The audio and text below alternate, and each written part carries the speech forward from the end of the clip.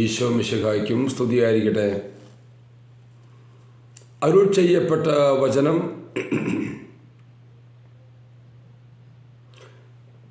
വിശുദ്ധ പൗലോസ് ശ്ലീഹ കൊറിന്തോസ്കാർക്ക് എഴുതിയ 1-ാം ലേഖനം 6-ാം അധ്യായം 19-20 വചനങ്ങൾ.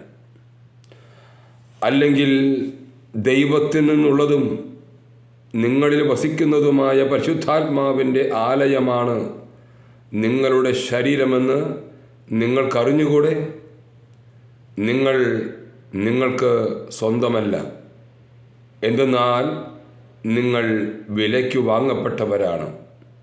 അതിനാൽ നിങ്ങളുടെ ശരീരം കൊണ്ട് നിങ്ങൾ ദൈവത്തെ മഹത്വപ്പെടുത്തുക. ഏറ്റവും സ്നേഹമുള്ളവരെ, നമ്മൾ നമ്മുടെ സ്വന്തമല്ല, ദൈവത്തിൻ്റെതാണ്.